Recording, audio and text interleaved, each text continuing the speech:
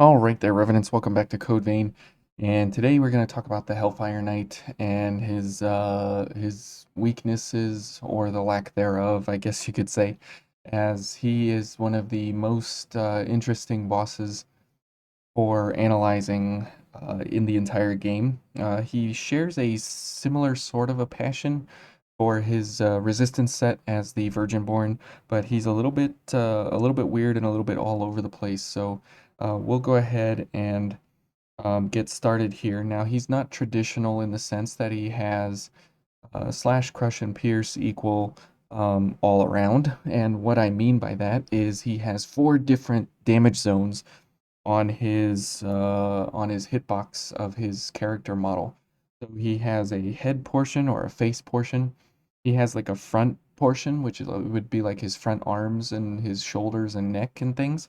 And that goes to about midpoint of the way back on his body.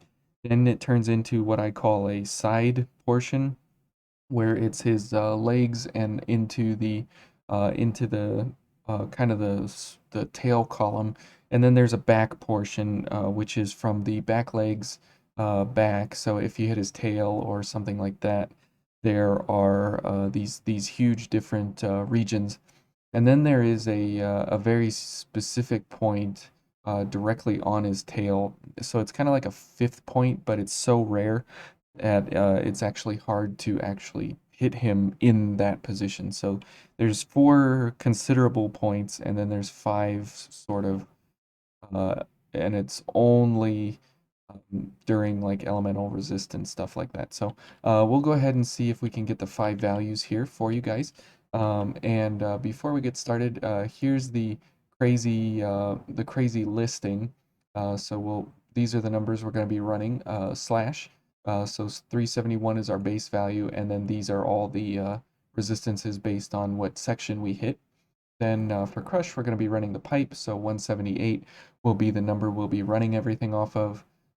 Then for Pierce, we will be running the oh, I forget the name of it. What is that? That is the Cerulean Spear. My goodness. So we're going to be running this as our Pierce weapon on him, so we can see here the different resistances here.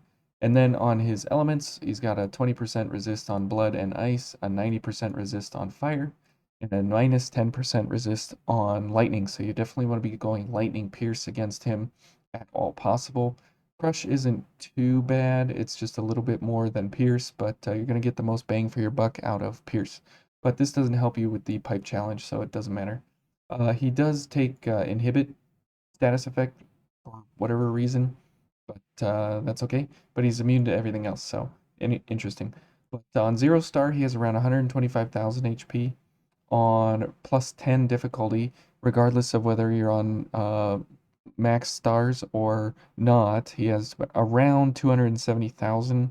These are very rough numbers because he doesn't take poison damage, so you can't get an exact number, but these are as close as I could get with measuring the screen and calculating and um, getting pretty close to death or getting him to the 50% mark as close as I could, and then kind of extrapolating numbers. So think around this number, around 270,000, and then on max star difficulty, he has around 170,000 with no plus 10. So if you're going plus 10 difficulty, this is the number you're going to want to shoot for. On regular max difficulty, you'll want to go for around 170,000. And on 0 star, if it's your first time through the game, he has around 125,000 HP. So keep these numbers in mind, and we'll kind of go through everything else here as we get into the fight. So let's go ahead and look at Crush first, and we're gonna see numbers. If I've calculated them all correctly, we're gonna see times 0.875. We're gonna see 156. We're gonna see 142 or so, 143. We're gonna see um, 65, 115 or so, 116, and then um, we're gonna see 80. And then if we're lucky, we'll see a number very much lower than that. So Let's go ahead and see what Crush does here. Okay. And remember, his face will take the most, so we should see the highest number there on his face. Oops. Okay, 156. That was the 12.5%. Here on the back, we see 80. Here on the, let me see if I can get a side hit. Okay, right there. There's a side. Well, that was a front. 142. Ouch. Okay, and then here's a side. 115. So there's 4 different numbers that you get when you go for these different attacks against him, which is very strange. And then, oh, 115. So that was a side hit. 115, a side hit. Or, sorry, a back hit. And let's see, 80. Okay, that's a.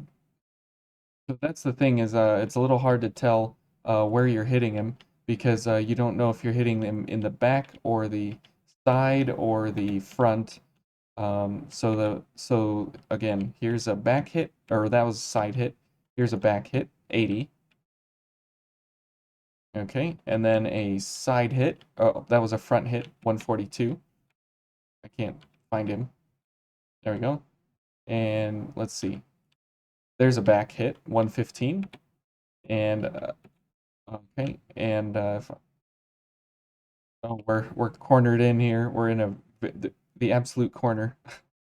So you can see that he has four different specific zones of where to hit him. And the problem is that on the back portion, he has a 100% resist to elements, which is really, really bad. Specifically blood. Where's my haze? It's in this corner.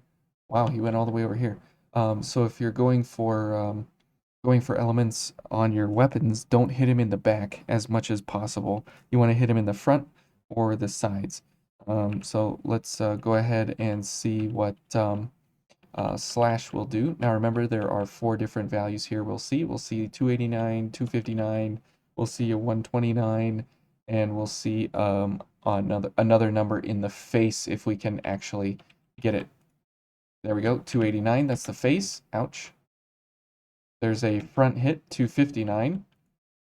204 for a side hit. Or, yep, that's a side hit. Ouch.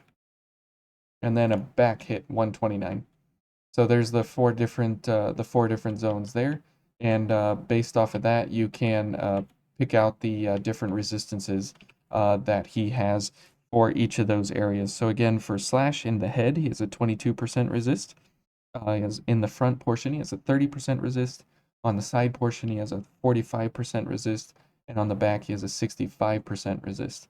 So slash is definitely not what you want to be going for. Now, if we pick up the Cerulean Spear here at 1244, you'll see a couple different numbers here again, and the whole point is to literally just check each part of his body and where those weaknesses are. So there's 952, so that's a front hit. Okay, and here's a back. That's a side, I think. That's a side hit, 784. Okay, and if he would stand still for a second. Okay, and 952, that was a front hit. 560, there's a back hit. And if we can get a face hit, oh, come on, man. 952, that's a front. Maybe there. 784, that's a back hit or a side hit. And the front hit is the face hit is the easiest to get on start of the boss because his face is down near the ground. So if you're going for one-shot setups and stuff on 0 star, that is the place to go for that hit is directly in the beginning here, as that is where that first hit comes in the best. So right there, 1042. So you can see there that he only has a 7% resist on face hits, but most of the time, as you can see, you're not getting face hits, you're getting side hits or front hits. Okay. And or back hits. Side, back, and front is the most common. and because of that, you're going to be hitting the most amount of resistance overall. Okay. And if you want to just poke him over and over for about 6 minutes or so, this is how you go about poking him. And it's just a lot of fun of one hit and dodge, two hits and dodge. And you can see there that it's just an attrition rate of how long can you last, and how long can you stand it being in the fight here with him.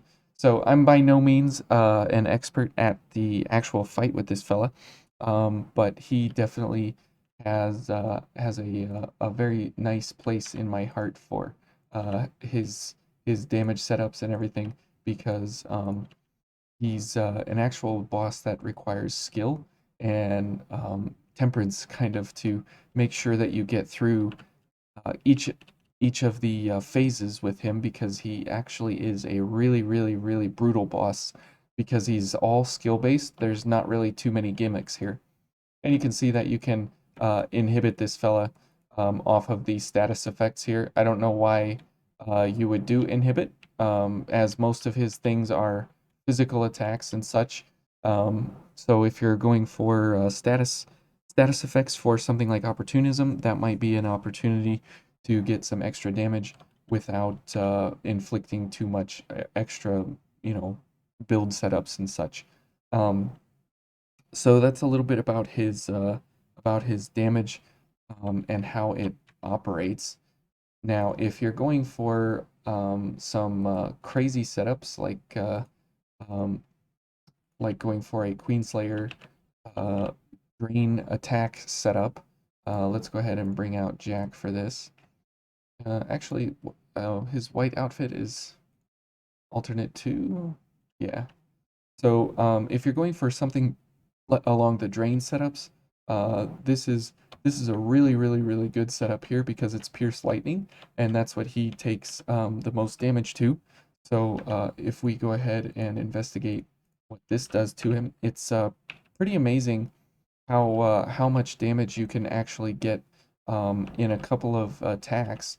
And since he has 170,000, we can figure out just how many attacks we need to be able to put him down. But we only have 90 seconds or so to do so, because of Final Journey. So that's a real, real, real problem. Okay.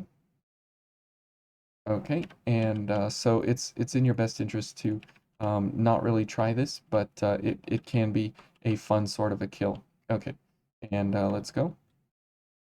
Now we have to get a good timing here on the first hit because of his damage reduction phase. There we go. Now this is the problem, is right there on that second attack.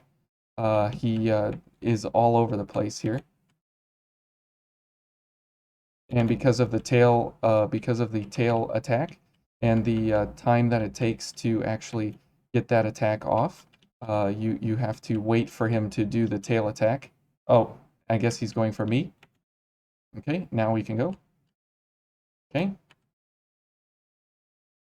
okay, good. Now you can see how ridiculous this is, but it's definitely. Oop. Okay. Oh boy. Oh, we missed each other. Okay. Okay. But you can see here that we are getting along with him just fine. And you can see 87,000 there or whatever. So you can see that beating him with a drain attack we did it in under the 90 seconds, but even though we did take a couple of hits there and such.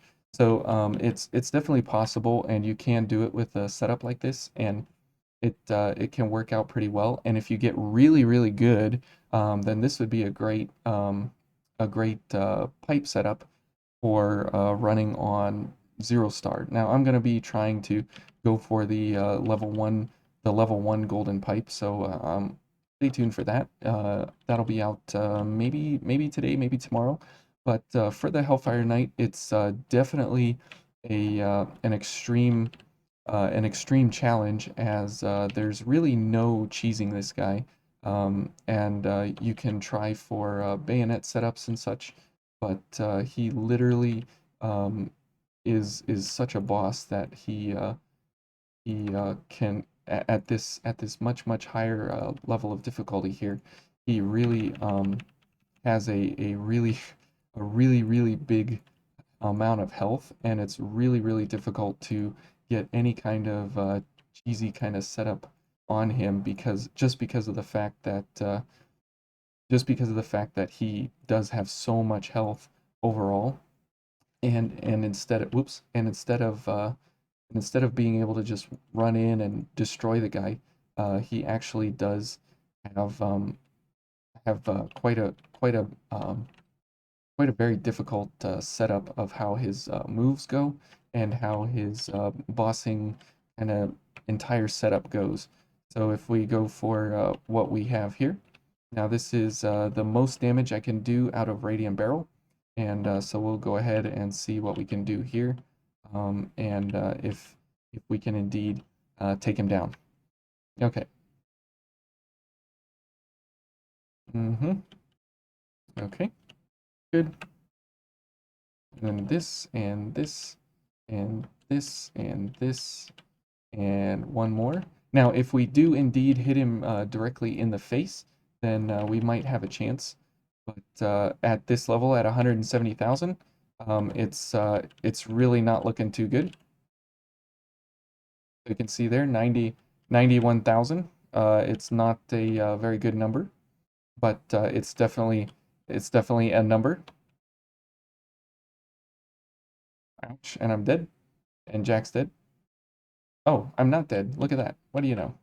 And you can see here that we did just a little bit below. We did a little bit below the, uh, uh, or a little bit above the 50% mark there. So you can check that for his health as well. If you'd like, whoops, if you'd like to check out the amount of health that this guy has. And I'm dead because the missile route doesn't activate quick enough. But you can see that there's no really good way, but you have to hit him directly in the head if you want to get that much more damage reduction. But since he does have a very high blood resist, well, not very high, but 20%, it definitely does make for a uh, a really bad setup because you have to go for lightning damage, and since there's no really amazing lightning damage setup where you can one-shot him, it makes for a really bad time. And since there's no weapon that you can do piercing damage on something with a big multiplier, there's nothing you can get. Even this won't do it. There's nothing you can get that will do huge amounts of damage overall. So if you're looking to just beat him, he's not entirely difficult to simply just run in with some kind of crazy build and destroy him, like with the Argent Wolf Kingblade or something like that. You know, you could run in there with this on a lightning version. You could run in, you could slap him pretty hard, and then move on out with something like Steadfast Strike and stuff. But if you're just trying to beat him, then that's possible. But if you're actually trying to do some of the challenge runs and such, it can be really difficult overall, just because it's a longevity fight. And if you're going for something like the pipe challenges, you can go for Yakumo and Foul Blood Barrier, so that way it gives you an extra hit because two Foul Blood Barriers will give you a full 100% resist to him, and so on his at least on his physical attacks, and so you should be able to resist that attack, and that should give you at least one hit where you don't mess up overall. But it's kind of a gamble.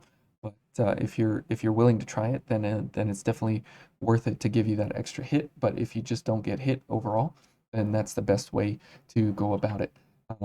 But yeah, playing the graceful prominence here is actually a lot of fun, especially since it is in the pool of rewards here. Where is it? Um, there we go. War Dancer, you only evade 3 of his attacks, which is pretty easy because his all his attacks are pretty well telegraphed. They are pretty quick, but at least you know when they are. And so you can get this without even fighting him really. And you can power it up and you can go for a drain kill if you so choose to do that. And that is probably the one of the best ways to go about getting extremely high amounts of damage on him unless you're going for a regular charge shot bayonet setup from something like um, where is it?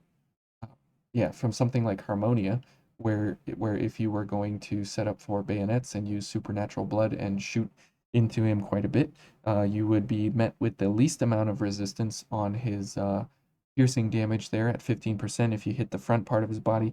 But again, you're going to be subject to him jumping around, and the bullets from the Libertador are pretty slow, and he's fairly quick. So unless you take gambles over and over and over and over, with how you're shooting and where your charge shots are going, then it's gonna be a difficult fight. So no matter how you slice it with this fella, he does have a huge amount of HP.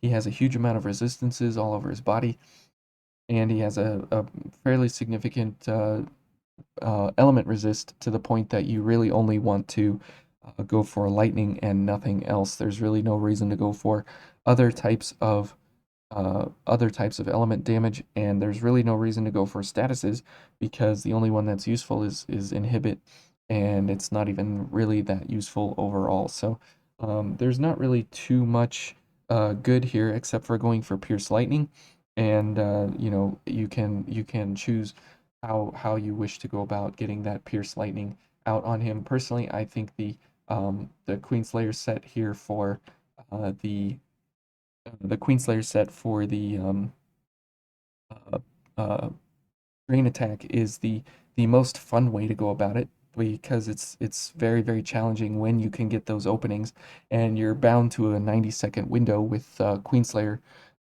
coming at you from that gift extension. And if you don't have Queenslayer with gift extension, then you're bound to that 60-second time frame, which you saw I was at 1 minute and 11 seconds. So I mean, if I would get some good RNG of where his attacks line up and land, and he's not going for Jack all the time, and he has some good openings, I could potentially get him in that 60 seconds, especially during his phase transition to phase 2. But it's definitely worth a try, but it's a very interesting prospect to go about trying to get there and seeing how to do that. But yeah, so the Hellfire Knight is definitely a lot of fun. There's a lot of different setups there for him and everything, but the biggest thing overall is just going to hit him at different parts of the body.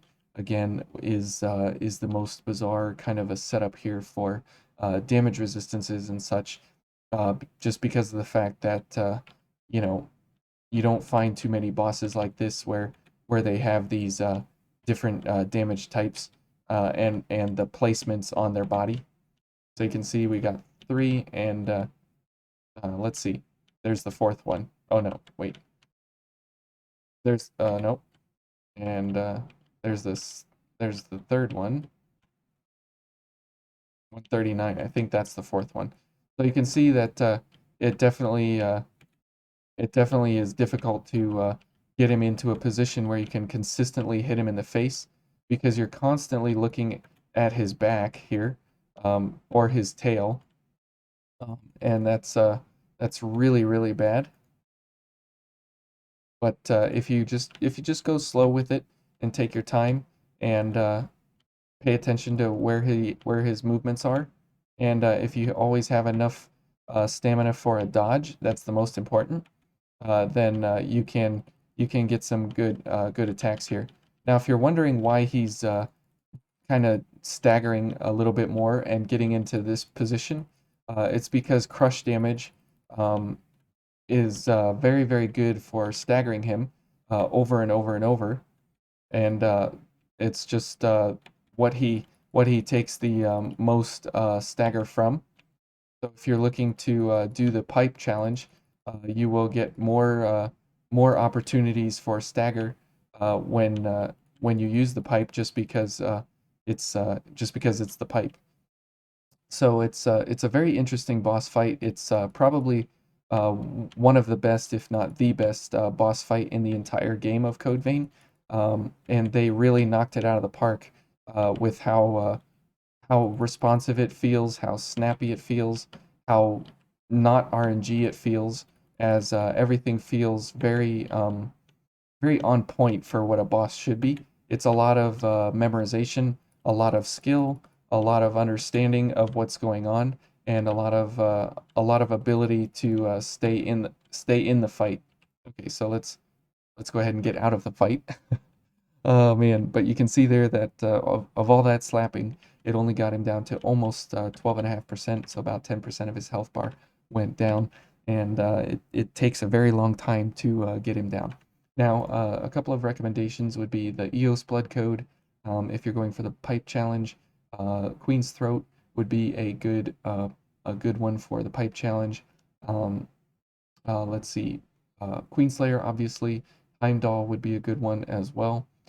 Prometheus would be a good one as well. So there are quite a few blood codes out there that would actually be really good and really useful against him. So if you're looking for them, some of these here are really good blood codes and how they go for it. But remember, Pierce Lightning and just have patience and really put the time and effort into learn his patterns and how he operates. Otherwise, it's no fun. Now phase two is no different than what we're doing right now. So it's just more of the same with a couple of more attacks where he has some wide sweeping AoEs that dirty up the screen quite a bit, and it's pretty rough to see what's going on. So you kind of need some luck and some RNG on your side to make sure that you go for phase two in a damageless kind of a setup. So if you're going for the pipe challenge, I encourage you to go for it, as it really does feel like a good achievement